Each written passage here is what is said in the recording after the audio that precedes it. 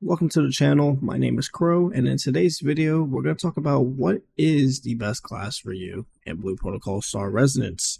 Now, Blue Protocol is going to be releasing about 10,000 more keys to the public to allow more players to play the closed beta test until it actually ends on September 7th. With that being the case, Blue Protocol actually has 8 classes within the game. We're going to be talking about their role and what class can be best for your character. As a reminder, you are able to change your class as you do progress in the game, so if you may not like it in the beginning, you are able to change it once again. Leave a like and subscribe if you guys haven't yet already, and let's get right into the video. Before I do start, please note that there are timestamps down below, so please feel free to switch to any role that you want to play in Blue Protocol. So we're going to actually start off with tanks, starting off with the Heavy Guardian. Blue Protocol provides 2 tank classes, Heavy Guardian and Shield Knight. So Heavy Guardian is basically a very frontline tank that allows you to take aggro upon the enemy, and having a very large shield where you don't need to rely on a healer as much. It does do a fair amount of damage, and some people will actually pick the block spec that is not really relegated to shields, but more about blocking the enemy's attack, and a lot of people get satisfaction from that. Now, tanking with Heavy Guardian is more of you just playing a shield bot, and not everyone is actually going to enjoy that, so Shield Knight is actually your second option. Now, Shield Knight, I believe, is more new player friendly to MMOs in general or playing a tank, because it does actually provide you a lot of damage reduction and the ability to restore your HP. Shield Knight is arguably back and forth, has been noticeably better in China than Heavy Guardian to a lot of people, but Heavy Guardian has also been able to clear all content even if you are free to play. So it's really just a switch up on what exactly you would like to play. Shield Knight also does a considerable amount of damage for bosses in the field, so you don't really need to rely on having so many more DPS than something like Heavy Guardian. So those are going to be the 2 tanks for Blue Protocol Star Resonance, Heavy Guardian and Shield Knight. Now we are going to go into the DPS classes. Let's start off with Marksman. So Marksman is arguably the strongest DPS. I believe it's between Marksman and Frost Mage.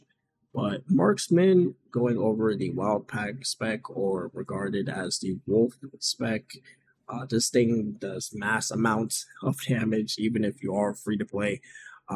There's like just bars just going down even if you're free to play in China. A lot of people do not run the Falcon spec. Unfortunately, it's not as strong and it's pretty negligible compared to the Wolf spec, so you don't really run this at all. So if you're really interested in a DPS that can have some summon animations and also playing a range class which helps you a lot in Blue Protocol, then Marksman is going to be your pick. Next up, we have the Frost Mage. Now, the Frost Mage, again, is top DPS, arguable with Marksman. Not only does Frost Mage do a lot of burst damage, also able to apply CC to the enemy, works really, really well running with a tank.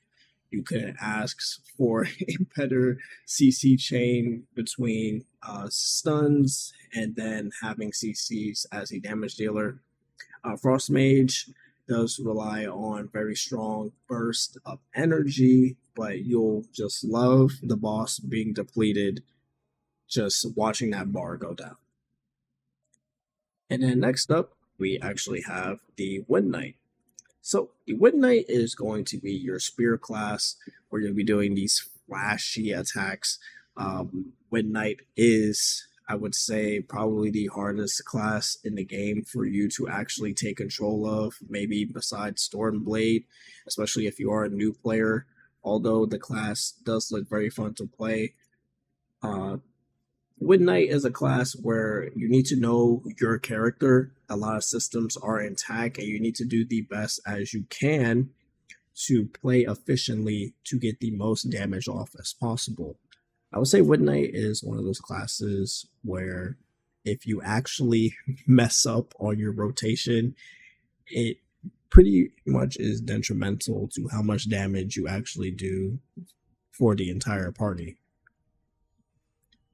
And then moving on to our last DPS class, which is going to be the most popular DPS class because it always is. If there's a katana, that is going to be Stormblade.